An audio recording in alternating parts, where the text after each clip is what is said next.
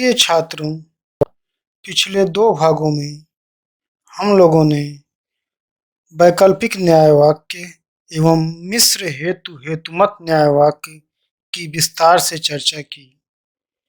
आज हम शुद्ध हेतु हेतुमत न्याय वाक्य का संक्षिप्त वर्णन करेंगे और पिछले भागों का पुनः रिवीजन करेंगे। शुद्ध हेतु हेतुमत न्याय वाक्य, इसमें एक शब्द आया है शुद्ध। शुद्ध का अर्थ है पूरी तरह से हेतु हेतुमत न्याय वाक्य ही होंगे, पूरी तरह से हेतु हेतुमत तर्क वाक्य होंगे उसमें। जब किसी न्याय वाक्य के तीनों आधार वाक्य एवं निष्कर्ष, यानी कि तीनों तर्क वाक्य, 2 आधार वाक्य और निष्कर्ष हेतु हेतुमत तर्क वाक्य, यानी कि तीनों तर्क वाक्य न्याय वाक्य में हेतु हेतुमत तर्क वाक्य हो तो उसे शुद्ध हेतु हेतुमत या हेतु फलात्मक न्याय वाक्य कहते हैं। जैसे एक उदाहरण के द्वारा समझाया गया है शुद्ध हेतु हेतुमत न्याय वाक्य को। यदि वह दवा खाता है तो वह रोगमुक्त होता है। ये मुख्य आधार वाक्य है। और अमुख्य आधार वाक्य क्या है? यदि वह रोगमुक्त होता है तो उसे प्रसन्नता होती है। निष्कर्ष क्या निकाला गया? यदि वह दवा खाता है तो उसे प्रसन्नता होती है। इस उदाहरण को यहाँ पर संक्षेप में समझ लीजिए। दवा खाता है तो इम्प्लाइज का निशान कल बताया गया था आपको, ये तो का निशान होता है। देन तब दवा खाता है तो रोग मुक्त होता है। फिर इसको यहाँ लाया गया, रोग मुक्त होता है तो प्रसन्नता प्राप्त होती है। इसलिए निष्कर्ष क्या निकाला गया? दवा खाता है तो उसे प्रसन्नता प्राप्त होती है। उपयुक्त शुद्ध हेतु हेतुमत न्याय वाक्य के तीनों तर्क वाक्य हेतु हेतुमत रूप में है। यानी तीनों तर्क वाक्य कैसे हैं? हेतु हेतुमत हैं। उनकी हेतु हेतुमत का मतलब क्या है? उनकी शुरुआत यदि से होती है और बीच में क्या आता है? तो। उसके पहले वाला भाग हेतु कहलाता है, हम लोग पिछले भाग में पढ़ चुके हैं। तो के पहले वाला भाग, पूर्व वाला भाग हेतु कहलाता है, इंसिडेंट। और उसके बाद वाला भाग ठीक ना, उसके बाद वाला भाग को क्या कहते हैं? हेतुमत या परवर्ती तर्क वाक्य बोलते हैं। ये तीनों तर्क वाक्य एक जैसे हैं, ठीक है, इसीलिए इसको शुद्ध हेतु हेतुमत न्याय वाक्य कहा गया है। अब देखते हैं आगे। शुद्ध हेतु हेतुमत शुद्ध हेतु फलात्मक या हेतु हेतुमत न्याय वाक्य के वैधता की शर्तें। ये वैध कैसे होता है? इसका एक निश्चित क्रम होता है जिसकी जानकारी बहुत आवश्यक है, तभी हम शुद्ध हेतु हेतुमत न्याय वाक्य को बना पाएंगे। पहला नियम क्या है? इसके लिए 3 शर्तें होती हैं। पहली कंडीशन की शर्त क्या है? मुख्य आधार वाक्य का हेतु निष्कर्ष में भी हेतु हो। हेतु कहाँ होता है? आप जानते हैं कि पहले वाला आगे वाला भाग हेतु होता है। तो पहला नियम क्या कहा गया? मुख्य आधार वाक्य का हेतु निष्कर्ष में भी हेतु। यानी कि मुख्य आधार वाक्य का हेतु क्या है? वह दवा खाता है। और निष्कर्ष का हेतु क्या है? वह दवा खाता है। यानी पहले नियम के अनुसार जो मुख्य आधार वाक्य का हेतु होगा वह निष्कर्ष का भी हेतु होगा। दूसरी शर्त क्या है? अमुख्य आधार वाक्य का हेतुमत निष्कर्ष में भी हेतुमत के रूप में हो। यानी कि अमुख्य आधार वाक्य का हेतुमत जो हो वह निष्कर्ष में भी हेतुमत के रूप में हो। यहाँ देखते हैं, देखिए दूसरा आधार वाक्य अमुख्य आधार वाक्य कहलाता है। अमुख्य आधार वाक्य का हेतुमत क्या है? उसे प्रसन्नता होती है। अमुख्य आधार वाक्य का हेतुमत निष्कर्ष का भी हेतुमत हो। आप निष्कर्ष देख रहे हैं, हमारा निष्कर्ष क्या है? यदि वह दवा खाता है तो उसे प्रसन्नता होती है। इसका हेतु क्या है? वह दवा खाना क्या है? हेतु है। और ये क्या है? हेतुमत है। हेतुमत पीछे वाला भाग है हेतुमत। अब देखिए तीसरा पॉइंट क्या कहता है? तीसरी शर्त क्या है? मुख्य आधार वाक्य का हेतुमत अमुख्य आधार वाक्य में हेतु हो। यानी कि मुख्य आधार वाक्य का हेतुमत क्या है? वह रोग मुक्त होता है। और अमुख्य आधार वाक्य का हेतु क्या है? वह रोग मुक्त होता है। यानी कि सेम होना चाहिए। तो 3 बातें क्लियर हुई, 3 शर्त है। शुद्ध हेतु हेतुमत न्याय वाक्य की 3 शर्त है। पहली शर्त क्या है?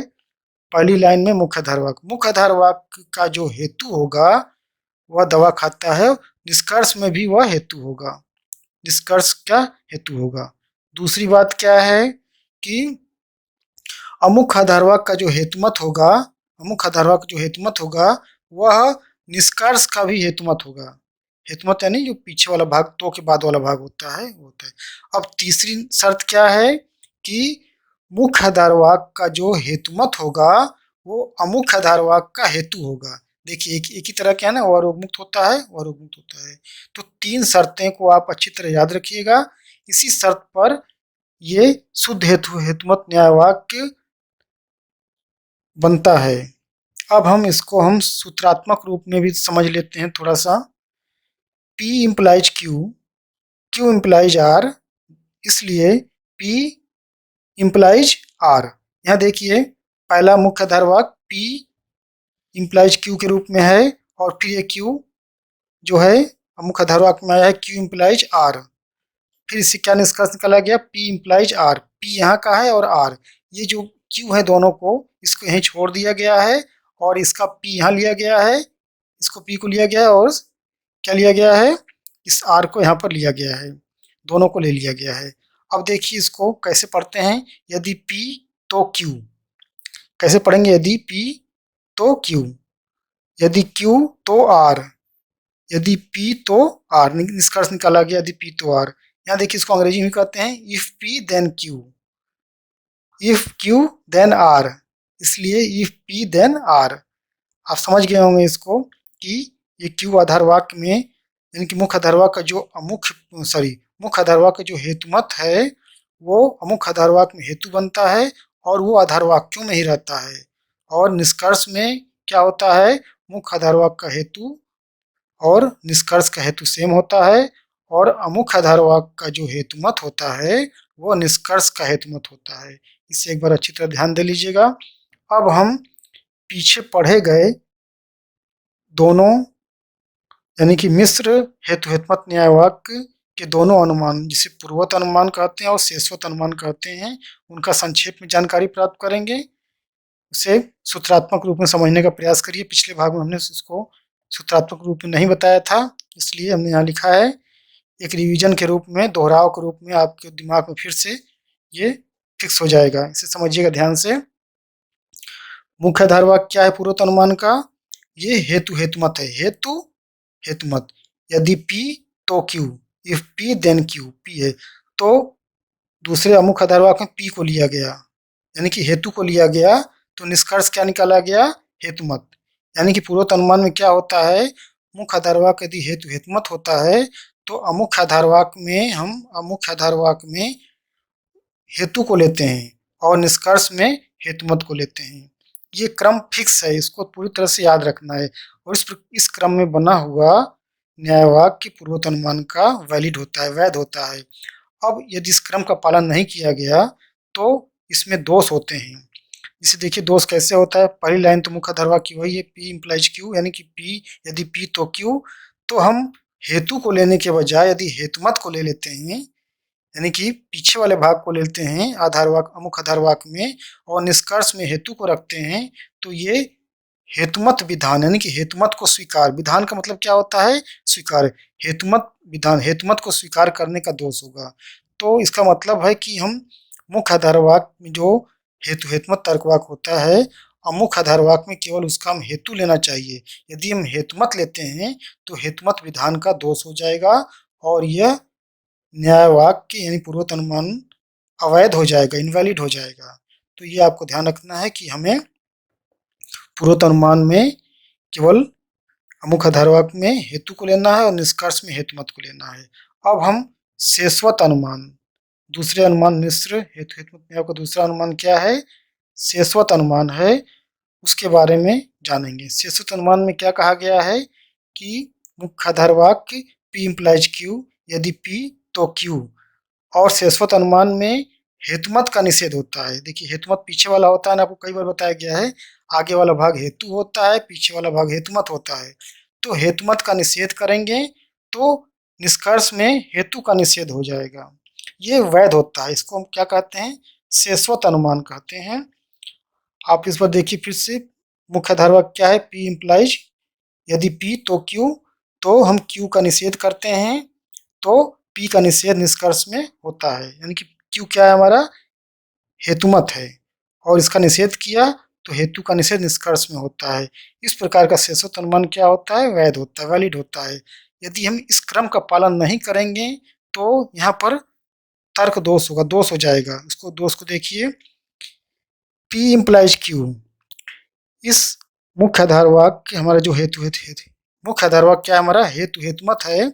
इसमें हमने यदि हेतु का निषेध किया और फिर निष्कर्ष में हेतुमत का निषेध कर दिया तो ये क्या हो जाएगा, अवैध हो जाएगा। इसमें हेतु निषेध का दोष होगा, यानी कि हेतु का निषेध का दोष होगा। हेतु क्या है, हमारा P है ना, इसका यदि निषेध कर देंगे अमुक आधार वाक्य में तो कौन सा दोष होगा, हेतु निषेध का दोष हो जाएगा। हमें करना क्या चाहिए था, हेतुमत का निषेध करना चाहिए, जिसे हमने किया यहाँ पर शेषोत्तर अनुमान में क्या किया था, हेतुमत का निषेध करना चाहिए था। लेकिन यहाँ पर क्या कर दिया गया, हेतु का निषेध किया गया और निष्कर्ष में हेतुमत का निषेध किया गया। लेकिन हेतु के निषेध की वजह से ये हेतु निषेध का दोष है। इसे एक बार और समझ लीजिएगा। अब हम पीछे एक और भाग पढ़ के आए हैं, मिश्र न्याय वाक्य एक प्रकार, जिसको हम कहते हैं वैकल्पिक न्याय वाक्य के बारे में, उसके दोष के बारे में संक्षिप्त जानकारी प्राप्त करेंगे। देखिए, P वेज Q, ये वेज को या बोलते हैं। P वेज का मतलब क्या होता है, या P या Q, या तो P या Q, दोनों में से एक भी हो सकता है, दोनों भी हो सकता है, या तो P या Q। ये हमारा मुख्य आधार वाक्य है। यदि इसमें से हम यदि किसी एक का निषेध करते हैं तो हमें दूसरे निष्कर्ष में क्या करना चाहिए, दूसरे को स्वीकार करना चाहिए। हमने यहाँ पर P का निषेध किया, यानी कि निगेशन लगा दिया P के आगे, तो दूसरे को क्या करना है, हमको स्वीकार कर लिया, यानी Q को निष्कर्ष में स्वीकार कर लिया। मान लीजिए यहाँ पर P लिया और दूसरे वाले भाग में हमने Q का निषेध किया। किसी एक का निषेध करेंगे तो दूसरे को हम स्वीकार करेंगे निष्कर्ष में। इसको वैकल्पिक न्याय वाक्य कहते हैं। इसको अच्छी तरह ध्यान दीजिएगा। मुख्य आधार वाक्य में क्या होता है कि एक विकल्प के रूप में तर्क वाक्य होता है, या तो P या Q। इसमें से यदि हम एक का निषेध करेंगे, मान लीजिए हम P का निषेध किया तो दूसरे क्या करेंगे, निष्कर्ष में स्वीकार करेंगे, एक्सेप्ट करेंगे, विधान करेंगे। अब हम इसी प्रकार यहाँ पे देखिए, हमने Q का यहाँ निषेध किया, P या Q में से, या तो P या Q में से Q का निषेध किया तो हमने P को क्या किया, निष्कर्ष में स्वीकार कर लिया। यानी कि एक का निषेध कर सकते हैं तो दूसरे को स्वीकार करना होगा। यदि हम इस क्रम का पालन नहीं करेंगे तो यहाँ पर एक दोष उत्पन्न हो जाता है, उसे समझिएगा। यहाँ पर विकल्प का हमें क्या करना है, मुख्य आधार वाक्य में निषेध करना है। यदि देखिए, फिर वही देखिए, P वेज Q, या तो P या Q, इसमें हमने क्या किया, विकल्प को स्वीकार कर लिया, विकल्प का विधान कर लिया, ठीक ना। अब या फिर विकल्प को क्या किया, हमने स्वीकार कर लिया। अब निष्कर्ष में क्या किया हमने, निष्कर्ष में दूसरे विकल्प का निषेध कर दिया और मुख्य आधार वाक्य में क्या किया, विकल्प को स्वीकार किया। यहाँ भी देखिए, या तो P या Q, P वेज Q में से हमने Q को क्या किया, यहाँ पर स्वीकार किया और निष्कर्ष में क्या किया, P का निषेध किया। ये इस क्रम में विकल्प विधान का दोष होता है। विकल्प को स्वीकार करने का, हमें विकल्प को स्वीकार नहीं करना है, विकल्प का निषेध करना है। मुख्य आधार वाक्य में क्या करना है, विकल्प का निषेध करना है और निष्कर्ष में स्वीकार करना है। और यहाँ पर क्या किया गया है, आधार वाक्य में ही स्वीकार कर लिया गया है, यानी कि ठीक इसका उल्टा। देखिए, यहाँ पे निगेशन Q नीचे है, यहाँ पर ऊपर है, तो ऐसा नहीं होना है। हमें क्या करना है, मुख्य आधार वाक्य में अस्वीकार करना है, निषेध करना है और निष्कर्ष में स्वीकार करना है। लेकिन यदि हम इसको मुख्य आधार वाक्य में यदि स्वीकार करेंगे, निष्कर्ष में निषेध करेंगे तो विकल्प के स्वीकार का दोष या विकल्प के विधान का दोष होगा। इसी प्रकार देखिए, यहाँ पर इस Q को क्या किया गया, यहाँ पर मुख्य आधार वाक्य में स्वीकार किया गया है और निष्कर्ष में P का निषेध किया गया है। इसमें भी विकल्प के विधान का दोष होगा। विधान है स्वीकार का, विकल्प कौन सा विकल्प, दोनों विकल्पों में से हमने क्या किया, Q को स्वीकार कर लिया, इस कारण ये दोष हो गया, विकल्प विधान का दोष। इस प्रकार आप मिश्र न्याय वाक्य दोनों प्रकार, जैसे वैकल्पिक न्याय वाक्य और मिश्र हेतु हेतुमत न्याय वाक्य के विषय में जानकारी प्राप्त किया। और अब हम अगले भाग में उभयता पास और उसके प्रकारों का विस्तार से वर्णन करेंगे। धन्यवाद।